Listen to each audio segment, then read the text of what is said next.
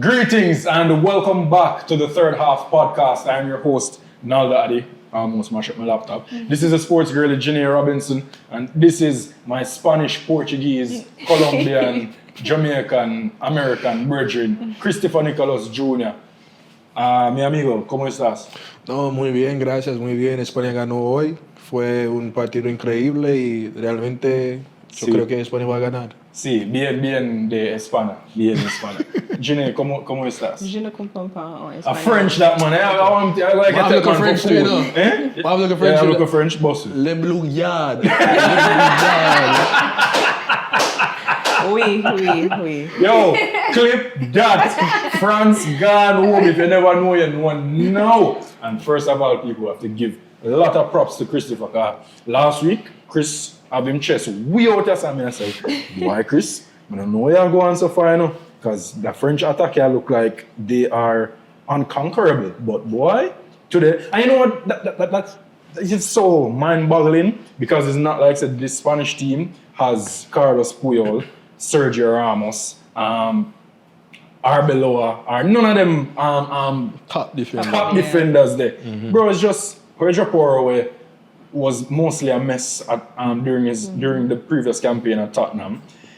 In my opinion, him lucky say must start. Aymeric Laporte is a knockoff. Well, not knockoff, an unsuccessful Frenchman. Couldn't make the French team, so him there Spain. Who played Paul Kubarsi, who was a 16-year-old. And then Marc Cucurella, where, you know my ball, that's what I'm going to slander him. And then Unai Simon in that goal. Bro, this is no world-class defensive team, but Christopher, you guys got it done. Congratulations again. The floor is yours. Yes. Spain won. Thanks be to God. But honestly, I'm disappointed. Like, is that the France that we've been seeing? Boy, still ask myself a question. Dembele. But you know, today Spain showed us that they kind of played like an elite club. And Yes. they weren't really afraid of like star players. So you could have named only Dembele, Mbappé, and Pepe, where you want name. They did the business. And that is what wins championships. And I think that is also, you see, this time of the competition, the context is very important. So you're going to play a lot of heart because you're not just representing as a big footballer. And you're going to play big teams. So you can't be I afraid. Yes, and when you get into the mind, you win. Right. And I think that's what they did. Honestly, I think I mentioned it in the last podcast actually. One of the things I noticed was I watched an interview with Lamine Yamal and Nico Williams, and the interviewer was asking, France has a lot of explosive players, like how to go and use it, and Lamine's response was, "Yo, we too." Right. Like they're not the only one. Like I think it's just because we're mostly, for the Spain team, we only focus on Yamal. Right. Alex Baena play left wing, for Christ's sake. Oyarzabal continuously, we're going to touch on him later, but he continuously gets nothing but disrespect and he is criminally underrated. On the other end, we have France. We can go. France, the substitute empire France, possibly could have started for Spain. Possibly could have started for Spain. So it's like we look on it and I say, oh my Lord, they would. what is going on? Yeah. It's like the scale is very unbalanced. No, they would actually. For example, if Doué was a Spaniard, Alex Cherki, Baena would not be starting. Cherki was a Spaniard. Sure, you think Cherki would have started He over would. Olmo? He would. Yes, Okay. he definitely would. Or even if he wouldn't start every game, they would rotate. Like something that was happening with Fabian Ruiz, another decision that De La Fuente Yes. took again and said, "Yo, this is the direction that we're Firm going at the in." midfield. And it worked. And even when Pedri came on, Pedri had the space to operate and be Pedri. Right. So it really helped him. Yeah. Well, People, we saw that. Spain controlled the possession and dictated the tempo, and they largely neutralized this French attack. Chris, did Spain prove that they are the best team in world football? A reminder to the viewers, they were the ones who sent France packing in Euro 2024 as well. Yeah. And that was a large upset because this was Spain under De La Fuente, and a team that was on the up. They are. Would you say they have the 2024 Euros, the rebuild would have been completed? of the new regime of Spain? I think so. Or you not think that it was still growing at the 2024? At the 2024, I think that is when they were brought to the forefront. Okay. Like okay. that's when they finally announced that Spain is back. Right. So then now it has now culminated at the 2026 World Cup, whereas they sent home the world powerhouses, if we're being honest. Yes, Argentina won the last World Cup, but it's really, in most eyes, it's neck and neck between Argentina and France. Yeah. Has Spain proved to them and say, hey, we're the reigning Euros champions, we send France home, we are the best team in the world? I think so, because what has happened is that we've been looking at the names for France, but then we actually check what they've won. Right. It's really Spain. Right. Yeah. So Spain doesn't fear France. Spain, like for example, Lamine, he's very young, but him have talk. Right. And they're strategic and a bit tactical because some could, I don't want to call them a underdog, but I call them Spain? but I call them a dark horse. More so them probably Or them just more there. humble. Yes. Right. But Right. they're in the conversation, but they're not necessarily focused upon during the campaign. Yes. And I think that's what's beautiful for their storyline because, as you said, France has the names, Dembele, and that's nice and dandy, and they are performing to some extent. Well, except today. Yeah, except today, which is kind of like surprising to me because I expected, you see, because how they played against Morocco showed that they had some form of like Fake. fake. Them fake. We say a fake matchup. A fake America them have matchup. strength for. Right. Chris, Mikel Oyarzabal now. How much goal left now? 5? I think so, yeah. Think of 5. 5 or goals. 6 one of them. Today an exceptional penalty. Does Mikel Oyarzabal deserve more recognition among football's elite, or is he a system baller? I think he's the perfect striker for Spain. Like Striker or forward? Forward Right, for Spain. okay. Because Spain needs a technical player, and he's very technically gifted. So Alvaro Morata is gifted technically. Christmas gift. Yeah, God to you. So I think his ability to hold up the ball is not because of physical strength, but Right. just because him have the close control, he can lay off the ball, him can get it and make up, pass it to somebody on the wing and then move into space. So he fits the system. So yes, he is an elite football player, but he's not, I wouldn't say Real Madrid or Barca would break the Well, bank right, to get him. A squad player. Right. Right. But he fits the team really well.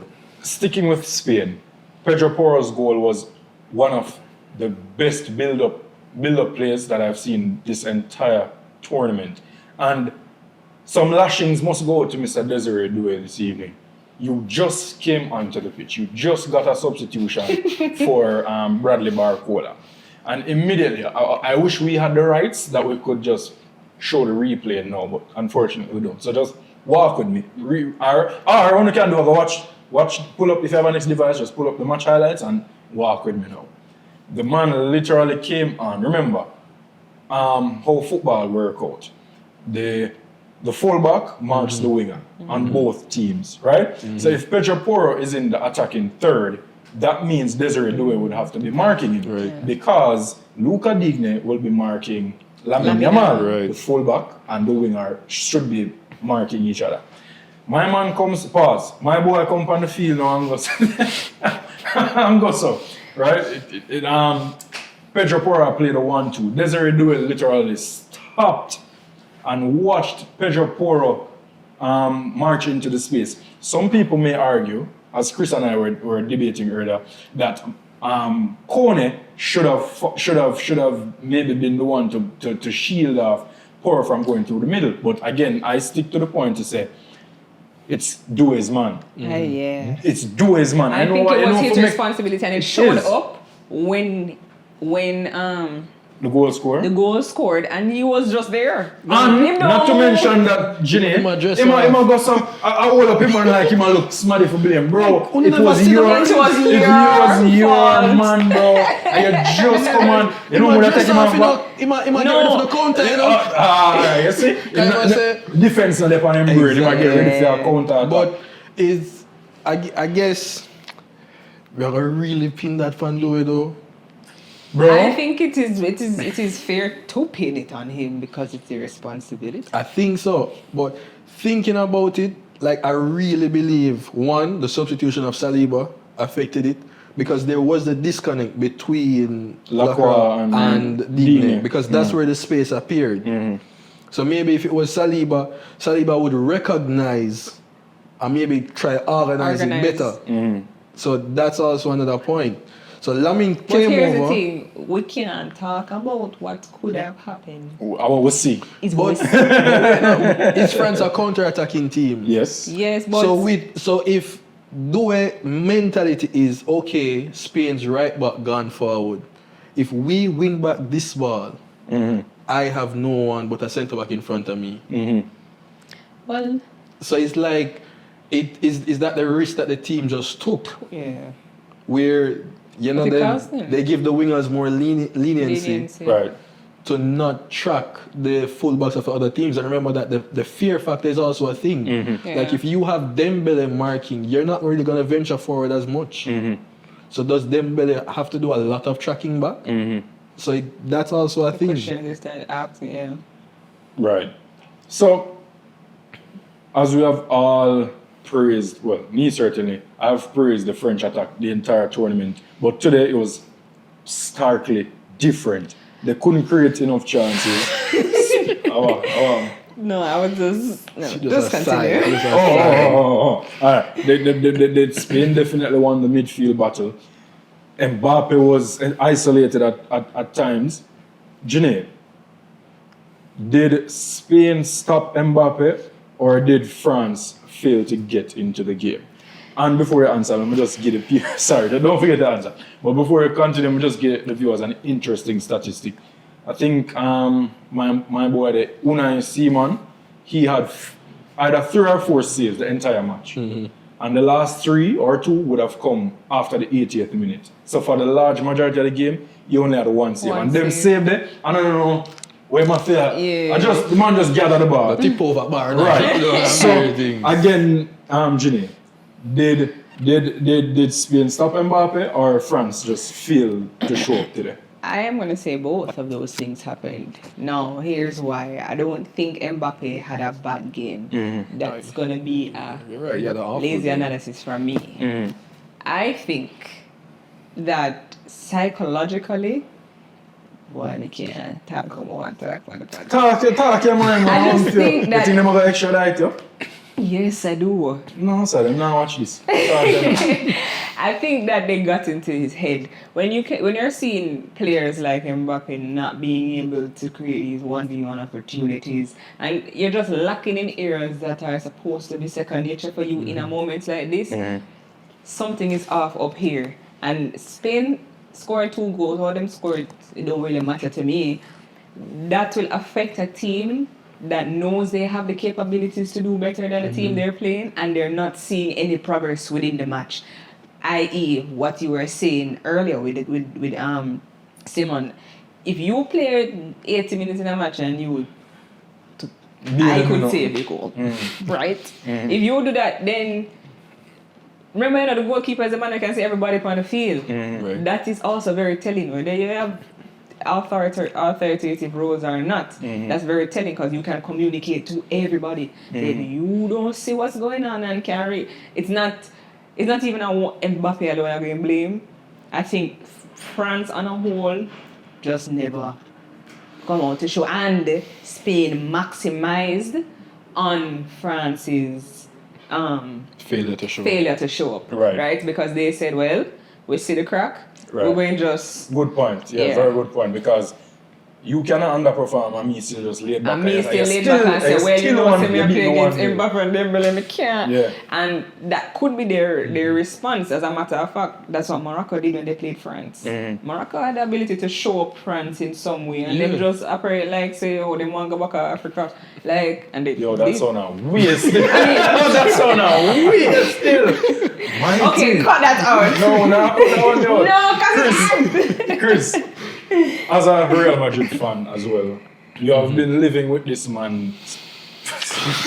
No. I'm not live with him, You see? You have been living with Mbappe's playing style or lack thereof for the past 2 full seasons.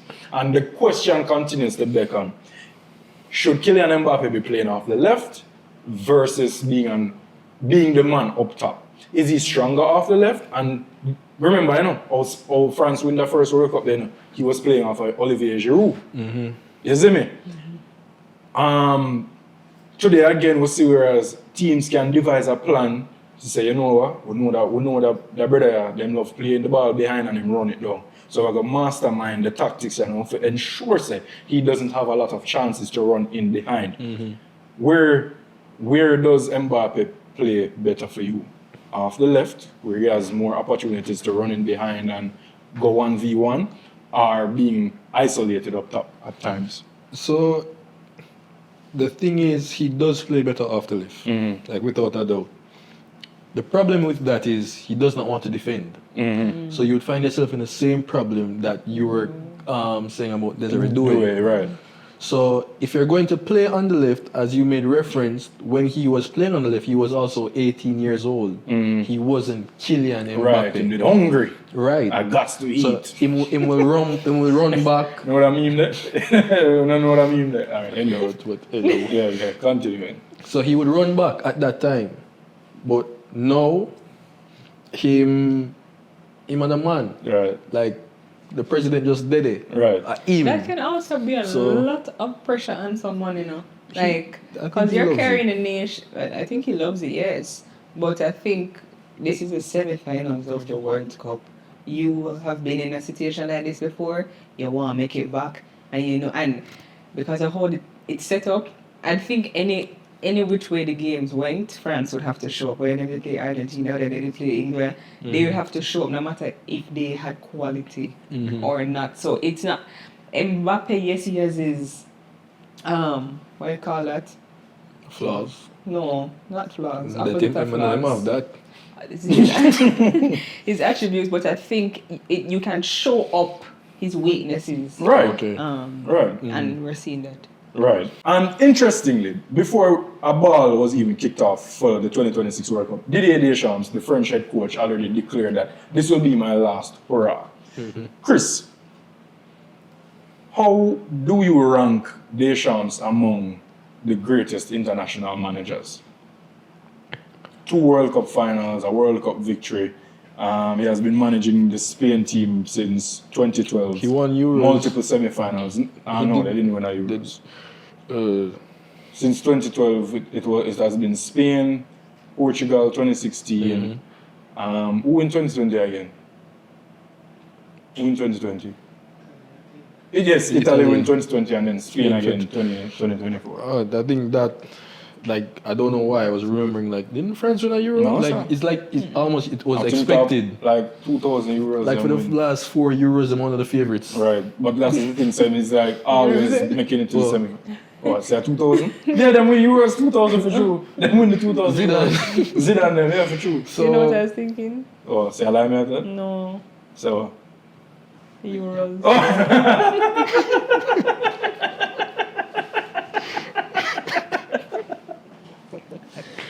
All right, Chris. Yeah. So I think with that being said, he has a World Cup. So you can't say he wasn't a good manager. Right. But when you really check it out, I think he has underperformed.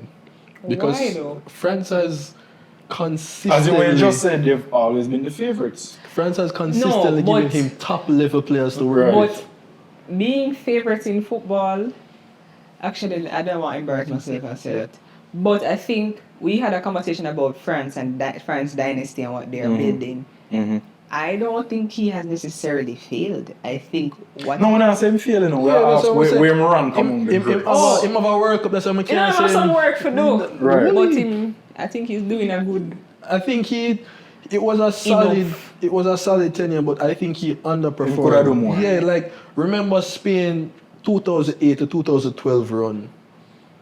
Like that was a legendary run. World Cup and 2 Euros, right? Right. Yeah. So France has been one of the teams that have consistently produced Right. top level players. Right. Like you go from Pogba to Kante. No, you Chouameni, have Chouameni. Them don't even call Kamavinga. Right. Dembele, Right. Doué, Barcola, and then Mbappé, who was there. Remember them substitute out Griezmann, Giroud. So it's like Saliba.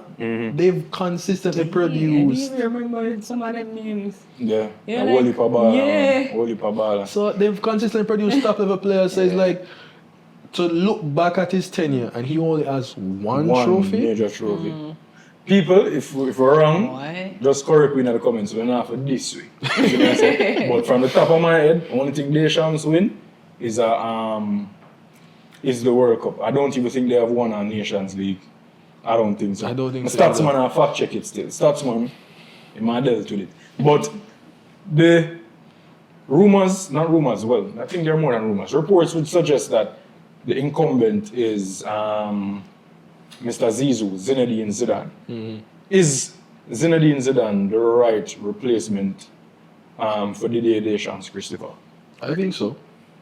I don't think much will change tactically because Zidane isn't really a tactician. Right. Zidane does understand like, Man management, also game management. And it's a different locker room when the person that's talking to you is a World Cup winner, a Euros winner. Yeah. Like Mbappé can, You can relate, and they can relate. and they respect And they him. yes. So the stats guru just correct me. So when enough for this week, but this week I comment. They in fact won a Nations League. So it's 2 major trophies. Okay. France win. Then one Nations League what year? 2020. Yeah, 2020 Nations League and the 18 World Cup. Yeah. Okay, alright. Big up yourself, Mr. Deschamps. Chris, but you said something interesting that nothing will change tactically. Not much. But does France need a tactical overhaul? Similar to how De La Fuente come in with theme. Yeah, we know Spain are tiki-taka, but they're playing a different brand of tiki-taka. It's not just pass the ball a million at one time under De La Fuente. Does France as well need a tactical overhaul to get them over the hump and stop being the boy that even the bridesmaid them are because now if you be the bridesmaid, they have to reach at the final and never reach at the final this year, so them over. They are the flower girl. The floor, no, hey, age. Anyway, move on. Yeah. I think it would help, but I don't know if Zizou is the person that's going to come in and do that. He's going to come in and change certain things, but when you look at this group of players, were the tactics wrong? To want to play on the counter-attack? Considering the type of players you have at your disposal? Right. Yeah. Like, were the tactics wrong considering that you have a very strong defense? So it's Well, like not average, but you have big name defensive players. So it's like maybe it's a case where it just wasn't over here. It wasn't over here. And it wasn't 4 years ago either. I'm gonna think it's gonna be so 4 years coming in the future either. Compared to the other semi-final teams, Chris, Spain have beaten Austria, Portugal, Belgium, and now France. Have they in this case, Spain, have they had the toughest path to the World They Cup final? have. You answer that so quick. I think you have the Because objective. let's just think about it. Okay. And the caliber of even quote unquote, well, I'm not gonna say they are stars.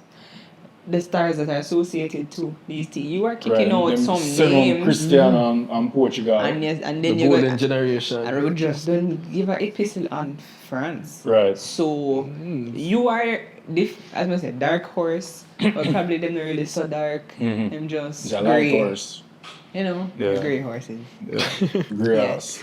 About they're doing what they're And supposed to do. in comparison with the other teams, who England sent home? Mexico? Like Jamaica right now? Yo, you're not gonna slander the reggae No, boys. you You're won't. not gonna slander my reggae You boys. won't. Oh, Mexico, a big team.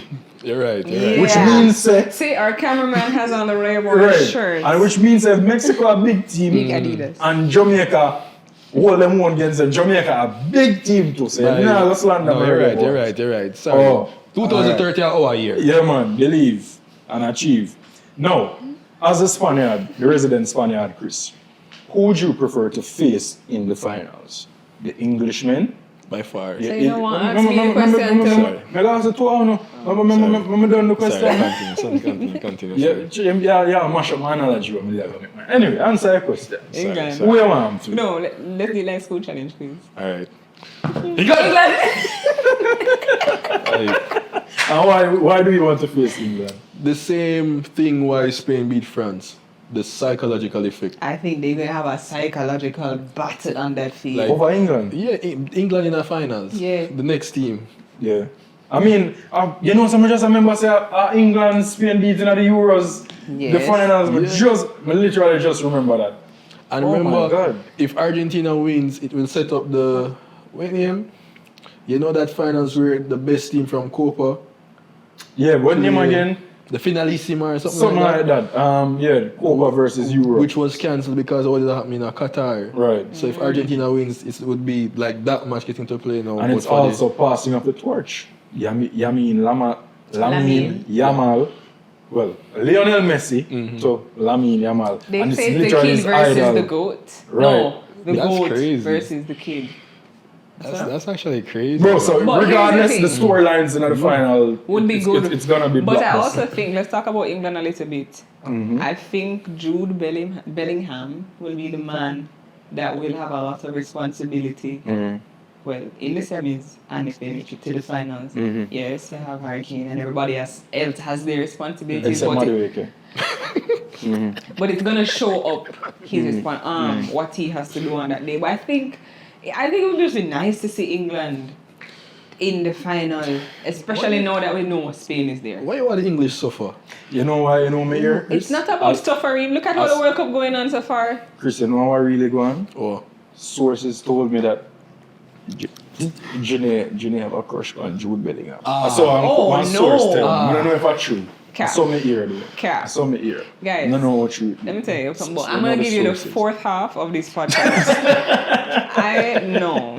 You know like Jude Bellingham? No. Or you're not one of those girls? No. Jude no way would be the Spanish team rather would be familiar with Jude's game, being that he plays In Spain. in Spain. Do you think that would be an advantage to the Spanish team or to Jude? Because he know how the Spanish team are gonna play and how he so he might be in the locker room and say, when we do beat Argentina, this is what Yaman like to do. This is what my boy there, Nico like to do, Oyarzabal like to do. Who you think would have the advantage in a potential Spain versus England World Cup final as it pertains to Jude being the talisman? well, with Jude's game, like them knowing Jude's game, they would plan for it, as the rivalry between Barcelona and Real Madrid and Yes. just being in La Liga overall. He's familiar with them. With that being said, him being familiar with the players doesn't help his teammates. Like even though him can tell who I go play. Even though him can tell the left back, say Kukurea. no, Hold on, we are talking. England Oh left yeah. back. Oh, Say Nico already, yeah. Lamina go cut in, Right. stop him. Still can't stop him. It's more of a benefit for Jude that Right. he knows Yeah. than it's a benefit for the whole So he English can team. lecture the Because team not all everybody in one. necessarily may Right. know to use that information. Exactly. Right. And I would just go preview the match as well with England versus France. This Argentina. will be England versus See, actually, hold Argentina. no, France, you can't. Yeah, France France gone. gone. Le That's Blue us. Yard. A goodly the third place playoff may I predict still. Who knows? But anyway, England versus Argentina tomorrow, Chris. Where do you think the game will be decided? Can England stop Messi at 39 years old? Nico O'Reilly have a tall task ahead. Margay have a short task, but a tall task ahead. So it really comes down to that. Because the same way how the attention that Lamine was given today opened up opportunities for someone else to score. It's the same thing that happens with Argentina, where it's even 10 times. Lest we forget, they know how it feels to be in the final. Right. So that is also something Yes. that you're gonna walk into there knowing that you can reach and like have the potential Yeah, to. because we're the defending champions. Yeah, and then you're gonna also. This is an ego battle as well. Right. You're trying to walk away 2-time defending champions, especially if Messi is 39. He's right. probably soon done. You're not gonna have another World Cup with him. You're probably gonna want to do that big bang exit, right? So there are two great storylines on each side. I think it would be great for England to make it into the finals, and I think they are also building somewhat of a. I think England would be another France. And, Yes. whereas them always are gonna have. People. Bro, England has been good since about 2012 when man like Tom Cleverley in the English team and Phil Jones and them together in the English team. Since them that time there, England has, bro, every year just it's new set of ball. And mind you, Michael Elise could have played for England, but he chose for France. Do you think- Man like Cole Palmer, they am yard. Man like Morgan Gibbs White, they am yard. But Madueke though. Anyway, we're not going to touch do you on that. think Madueke though- did it for me up on quota. I can't tell you what the quota is now for tell you half. That's so much Do general. you think, and this is for both of you guys, seeing that we're considering Messi's age, playing time, longevity, probably the last that we're going to see him in this setting, do you think that Argentina has the capabilities, not take away your work, has the capabilities to continue the trajectory Post Messi. post Messi? Because people can also start asking that question. Is Alright. Argentina with I'll say this. team in the picture? I'll say this. What I loved in the previous game against Switzerland, Yeah. it showed that I was pleased to see that Messi could have an off night and Argentina could win the match. Yes, he gave the assist to Romero, but Messi wasn't Messi's best game of this tournament, safe to say. So no, he's irreplaceable. He's a GOAT, greatest of all time. But I think post Messi, Argentina will still be competitive because they have the likes of Julian Alvarez. I don't think Alvarez is 26. I think he's like 25, thereabout, Yeah, right? You have youngsters like Thiago Almada coming off the bench. Nico Paz. You have Nico Paz. You have Barco in the midfield. So They have substance. Enzo Fernandez is still 24 years old. I think that is. I'm find that hard to believe. Oh, just turned 25. Him just turned 25. Enzo coming up, remind me on elder, but him is. So the point I'm making is they will be competitive in in generations to come because they remember there was an Argentina before Lionel That's true. Messi. So it's like a passing of the torch is just to see, all right, you're not gonna necessarily replace Messi, but you will. How will we continue this? You're gonna be our new number 10. You're gonna be our new talisman, and I think that person is gonna be Julian Alvarez, Alvarez. especially after I get this big move when I predict him gonna get in the summer. Yeah? Either Madrid, I feel like him gonna go Madrid, Chris. But bro, you know sometimes things just have a way for turn. What fee go? Who was it? No, who did go? Bro, there was a baller when him did for go Madrid, but him end up with go Barca instead of the other way around. And who was it? Can't remember right now, but one of them veteran there. So I feel like we just have to pull a whammy and him gonna end up at Madrid. That's my bold transfer window prediction. We'll see how it go. But to answer your question, Jenny, they won't be they will be stalwarts still, but they won't be the guys to beat. I think moving They'll forward, just be good competitors. good competitors. I think the guys to beat moving forward after this World Cup will be Norway, Spain, France, and post Cristiano Ronaldo, Portugal. Okay. Those are my three teams to beat. Obviously, England will be there. Norway will be there just because they have Haaland. But the The guys will be Portugal, France, and Spain. Like that, give something just No, because I give them a couple props, but they're not going to be the guys to beat. You never give them no props. Yeah, we said them over there. That's a prop. No, you them over there. Jay, them over there. Them over demo, them over a presence. Them name over call because them You think France or England are going to say, John, we are playing Norway oh my God, what am I going to do? Guys, do you see what I have to go through? I just was making a statement. Oh, okay. Sorry. Okay, alright. I'm sorry. Yeah, sorry. Okay. Them still just did it though, but... I believe in Norway. Score prediction tomorrow, Gine. Argentina versus England. And by the way, this is not an Argentina shirt. It's a mere coincidence. In fact, it's more Uruguay.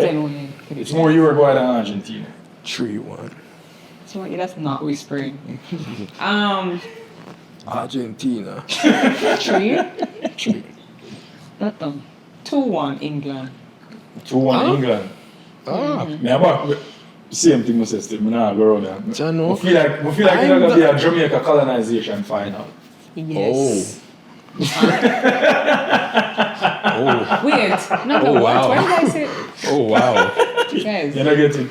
Yes, I do get Oh, it. yeah. Just Oh, a wow. little slow, yeah? Just a little slow. Yeah. Interesting. We get it. Yeah. That's crazy. Yeah. 2-1. Hey, history is history. True. Yeah. I think we need some Ray for that. You can have it. Why your prediction? You said To me- 3-1. 3-1? No, we spike. You never be clear. No, 3-1. No, England, I think... I don't think it's going to be a high scoring No, game. No. I feel like Let me it's go tight. 2-1 Argentina. 2-1 Argentina, Yeah. 2-1 England, 2-1 England. Who will be scoring? You think Judah will score again? Maybe. I say I Kane. think he may show up. And Yeah, Kane. I think he's gonna play. Too much now, And- Kane not scoring. Yeah, So I feel like him do a goal. I think he will He will show show up tomorrow. because he don't have no other opportunity than now. Well, unexpected final. But I think he will do what he needs to do. Whenever the World Cup, you could never expect England to reach so far. So the fact that they are even here, I think those boys know what time of day it is. And when you play in anything, even go down to schoolboy football, if you play the defending champion, you just come out with a different type That's of. true. So I expect to see the quality that we know tomorrow on the pitch, and that's why I give at least one goal to each player because I think it's fair. Right. Yes, yeah. And then I think Messi are going to Yeah. be Messi. I mean, not literally. Remember, there's also like the thing is Argentines really don't like the English. Really, no? Yes, because of a war that happened, I think it was in the Falklands, at that small island off the coast of Argentina. So there was a war between Great Britain and Argentina. So because of that, these are But two this countries is a- that don't like each other. So it's a war for territory? Yes. It's a war for a lot of teams tomorrow, Right, apparently. so I remember Maradona, Hand of God, Yeah, man, 86. Argentina versus England. Right. So this is a fixture where, A lot will be at yes. stake. A So lot will be at stake. it's like I feel like who can dig in more? Right. Yeah. And the thing is, I obviously predicted an English win. The only thing I'm fearful of is the makeshift England backline. I'm not sure if Reece James is gonna start. The centre backs don't fill me with much confidence. With Gay and John Stones, and then Nico O'Reilly versus Messi and Rodrigo De Paul. That 2-1. It's gonna be quite interesting to see how it unfolds. But hey, that is why it's called a beautiful game, and we are eagerly anticipating that matchup and then subsequently the final. But that brings us to the final of this episode of the Third Half podcast. Big up the Champs crew, Chris Nick in our Calabar outfit, Janae in our KC outfit, and me in my St. Catherine High School outfit. JC. No, St. Catherine High School. I say Argentina them come for support, Right. St. Catherine. Undercover. Uruguay, no, them just as bad, man. St. Catherine High School, yeah, St. Catherine High School, yeah. Anyway, big up the sponsors before we go. I don't know, Digicel. Them a supply with local Wi-Fi and to upload the podcast when we're done. And really, them keep we refreshed and not parched throughout the entire year filming of the podcast. Before we go, also please comment your favorite part of the show in the comment section. Tell us the score predictions, anything we even think we can improve on, even some suggestions of content that you'd like to see. Let us know down in the comment section. We are open to positive feedback. Please like, share, comment, subscribe, and tell a friend to tell a friend to tell them granny. That's the third half podcast. Naldo, this is Ginny, that's Chris, and we're out. Adios, Francois. Adios. Ciao. No. Au revoir. Au revoir, Francois. Let's go home, man. We're out.